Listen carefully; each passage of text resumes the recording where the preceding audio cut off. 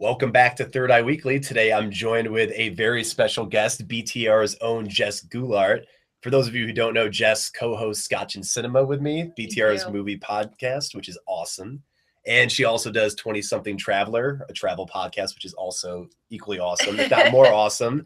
And also does biology of the blog. She does a lot here at BTR. And she handles the social media. So everyone, welcome, Jess. I do. Hi, guys. Thanks for having me. Yes, of course. So Jess wrote an article recently about birthdays around the world. And you looked a little bit into the origins of birthday shenanigans. And you found that the roots are not so easy to pinpoint from what I gathered. Yeah, it's really rough to find the exact origins of a birthday. It turns out that's not exactly recorded, but the celebration does date back to antiquity. There is evidence of certainly Romans celebrating their birthdays.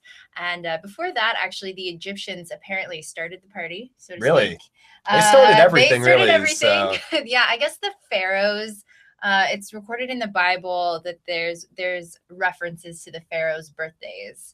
Whether those were actually the days that these guys were born or the days that they were coronated is up for dispute. But that's kind of where the birthday tradition started. And then today, I mean, there are as many. It's everywhere. Yeah, there are as many traditions as there are families in the world. Well, you don't have like cave paintings of birthday cakes or anything like that. It really started with the Egyptians. But we have yet to discover all the caves, so maybe they're out there. They could be out there somewhere. Could be.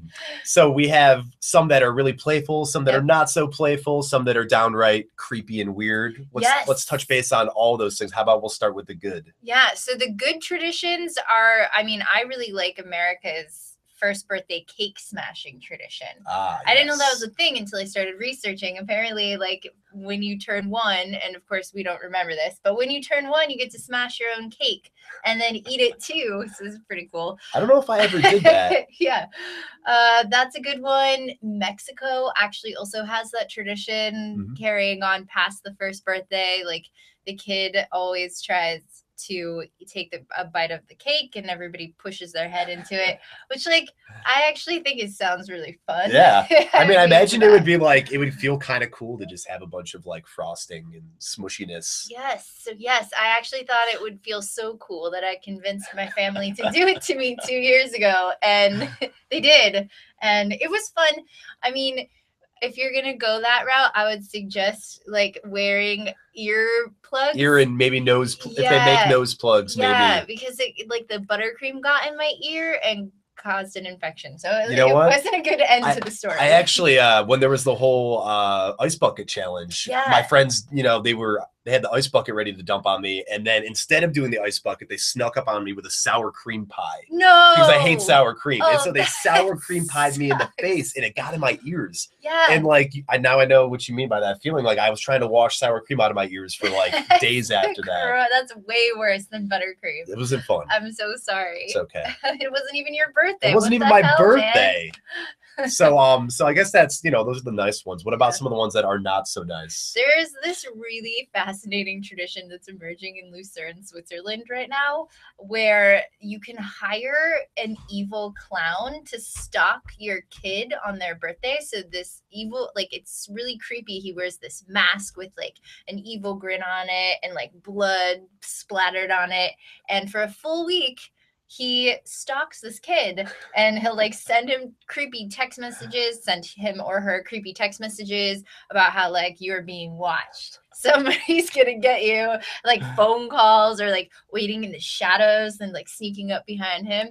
And then at the culmination of all of this stalking is a pie to the face when the birthday boy or girl least expects it. From the clown. From the clown, yeah. Right. From the clown. Wow. So that's a thing. This is a recent thing. It's a recent thing. It's in the past year or so that this is, so this evil clown is for hire. Right. I don't know of any copycats yet. In other places. So it's only one, is it only one clown or is this a whole industry now of evil clowns that are willing to do this? It's an industry, but it's a contained industry. Right. It's contained to Switzerland thus far. I see. So now I just gotta say, if you're a kid and you're living in Switzerland and you start noticing a clown following you, you gotta know what's going on, right? I feel if you're a well-informed kid, Right. because it's kind of a big story, especially the first time it happened. Right. I figure even if you're not watching the news as a kid, you probably hear word from the other kids like, dude, that's true. weirdest shit happened to me the other day. That's Killer true. clown was following me, just sending me text messages. Like, and that's for a lot of kids, that's like your worst nightmare is Yeah. a killer clown. That's not cool. Anybody that has seen it, like this is gonna give somebody nightmares for weeks. I'm not even like afraid of clowns, but that would absolutely terrify me. I feel like it would terrify anybody. And it would Yeah. terrify me now. Oh yeah, even in the text messages is like a whole new level. Right. Like a texting clown. That's so sinister. That's so scary. So I guess to lighten the mood, Yeah. what about how about like a favorite birthday you've had? Yeah, so I've had some good birthdays.